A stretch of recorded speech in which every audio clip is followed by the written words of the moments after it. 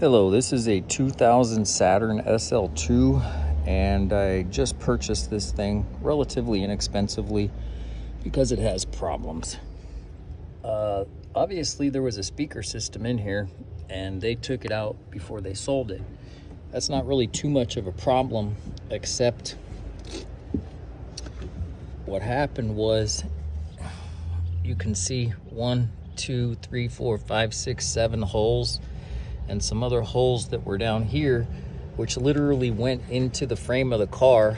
And so I had to pull all this stuff off to find out where the water intrusion was coming from and patch up all these holes, because this is a wheel well and the wheel well throws water, and because it does, the water gets inside here to the car. Well, that causes problems with mold and smell and rust and everything else. So you can't just go drilling holes into the frame of a car and think that's okay. So I ended up pulling out all of this, and I also put a rubberized coating around the hole inside of the metal, which, you know, it's a lot of work. I'll do a different video on that, but the Saturns are not very hard to take all this stuff apart. As you can see, it's literally Velcro. So I took out the spare tire and the jack and cleaned all this stuff up. Anyway, this video is pretty simple. It's just about the seats. Like here, I found some more holes and that water leaked into here. And as you can see, it got mold all along the back of the seat, which was causing problems. So to get these seats off, not very difficult at all, right? So you have that clip there and then this hole here. So you simply have to make those things work. Hopefully I'll be able to do this. And let's see, try and do it this way with my phone. If you're handy with tools and just basic stuff, you should be able to do this pretty easily. So this part goes in first, right? You stick that one on there, and then you come over here to the other side and you have a clip that has to go on there, and you simply pull this stuff back, slide this clip in, push the seat down onto it,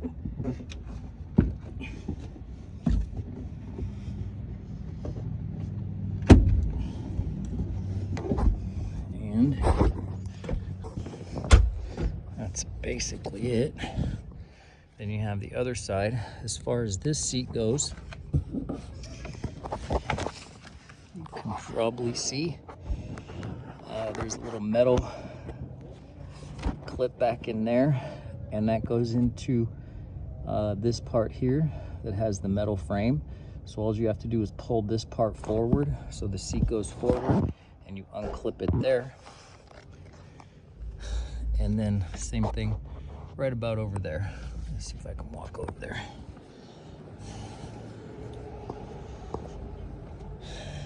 Okay, let's do this side here. Same thing. Very simple, not very difficult. When you want to know why Saturns get such good mileage, it's because they're made of plastic and Velcro. Okay. Alright, so maybe I'll get that. So again here, you just simply push that in there, and then the seat clips back. Hopefully. Right. So to get these off, 18 millimeter, right? This one was difficult. So these are seat belts. Obviously you want them on there pretty hard. They have Loctite on the bolts. That's a chemical that goes on the threads that keeps them from vibrating loose, right? So on this side, same thing. I don't know, maybe I can get a picture up in there. Sure. Let's see.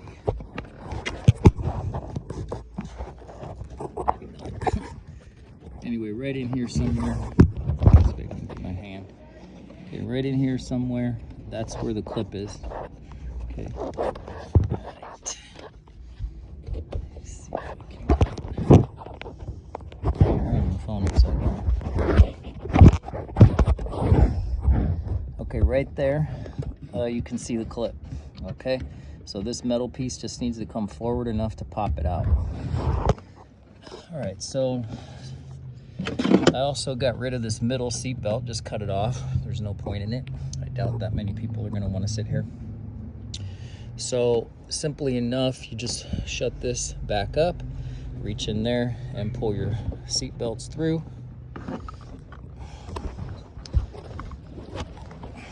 Something like that. And you have this one metal clip here that's gonna stick through the back. Now this is the undercoating that I got.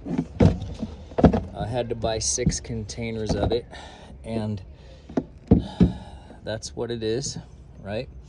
It's not that difficult to put on. I'm not gonna spray it right now to show. I'll do a different video on that because I have not done the driver area yet. It took 6 cans.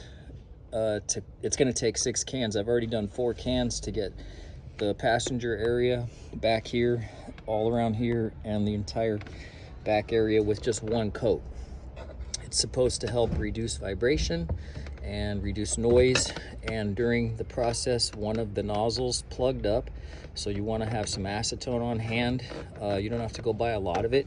You can just go down to any dollar store and buy pure acetone, nail polish remover, so you make sure you don't run out of nozzles.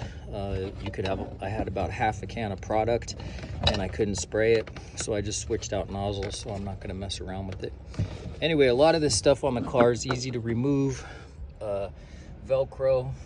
Hopefully this will reduce the sound in here a little bit, but the main thing was trying to clean these seats. Now if you take these seats out of the car and you clean them with hose and water, dish soap or laundry soap, or Meguiar's upholstery cleaner. Meguiar's is the only one that I use.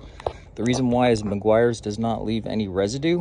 What happens with a lot of upholstery cleaners is you can't get it out, and that area that you clean with an upholstery cleaner becomes a magnet for dirt.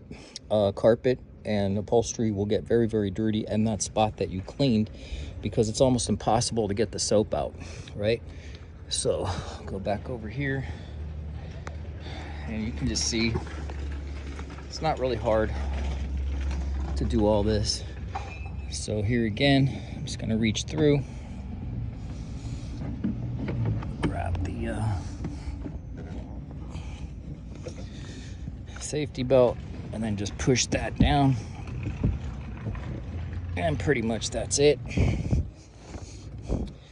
And hopefully that'll get rid of that mold and that smell, right? These things, you just pull this strap, right?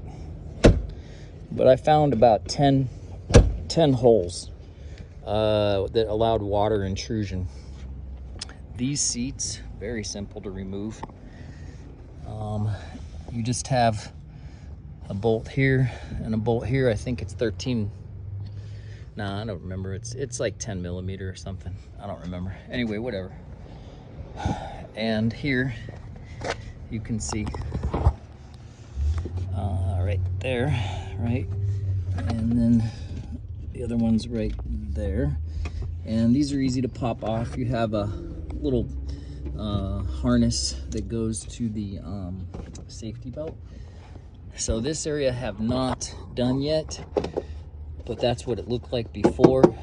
The reason why luxury cars are so much quieter is because they put rubberized coating on here. I also have on order some waterproof fabric. If you look at this type of stuff here, that's rubberized. That might be butyl rubber, I'm not sure, or some kind of foam, but that's the firewall. You have some sound deadening stuff here, but mostly you're going to get all this road noise. So the point of putting that stuff on is to try and make the car a little quieter. But then I'm going to put this other fabric, well, it's not a fabric, sorry, it's a car insulation, sound deadening So the sound deadening goes at the lowest level, and then the heat insulation goes above that. And I found it was a quarter-inch, I think it's a quarter-inch thick, and it combines sound deadening, closed cell foam, and basically what it looks like is the reflective material that you put up in your window when you want to block the sun, and it's self-adhesive. So I'm going to stick it down on certain areas and it'll match the fabric stuff that was in here, but that fabric stuff that gets wet, it never dries, it holds moisture forever and gets very moldy and very smelly, and that's kind of what happened over here. So the interesting thing I found was I was able to see how much they paid for this. They pay $3.50, roughly $3.50 per can. I saw on the screen when I went to order it, and the guy told me that he didn't want me to see the screen, but I needed to make sure it was the right product because they didn't even know what this stuff was. They've never sold it before at the hardware store. So when I went to order it, I had to make sure it was the correct one, and I saw $3.50, roughly $3.47, something like that. So there's quite a good markup here to this product. And so when you see this on Amazon or wherever else, just know it's costing them about $4 a can, and it's costing you about $9 or $10 a can. It's not very difficult to use. I did get some overspray, as you can see, because I wasn't very careful. I don't really care about this car that much. It's kind of a junky car, but you know, good gas mileage and runs okay. Anyway, it wasn't difficult to put on. The gas that comes off of it, the smell that comes off of it, pretty strong. Gave me quite a headache. Made me feel sick to my stomach, actually. I actually felt like I was gonna vomit. So that took a few hours to go away, and I've left the car open. But that's pretty much it. Getting the seats out of a Saturn, getting the center console out, getting the carpet out. That could be a different video. I'm sure other people have videos on that. But what I was interested in is showing how easy it was to get the seats out and back in. And to clean them, you got to be very careful. If I was going to do this again, I would make absolutely sure that I had a fan or a heat type of fan that I could blow onto the various items that I took out one at a time. So this seat, for example, if I'm going to take this out, I want to make sure, you know, this is crazy. Look at this. I washed this seat days ago, and here it's been in the car for days, and it needs to be washed again, because right there you can see just from my knee going down, yeah, I can feel moisture coming up on my knee. Right, so the moisture is still held in the fabric underneath. So you're gonna have to do these in a way where you know for a fact that you can dry these, but you can take them out of the car and wash them and blow air onto them or hot air onto them, and hopefully get them back dry again. But if you don't get them dry, they'll sour and they'll smell, and you're gonna have to use some kind of fabric spray. Anyway, that's it.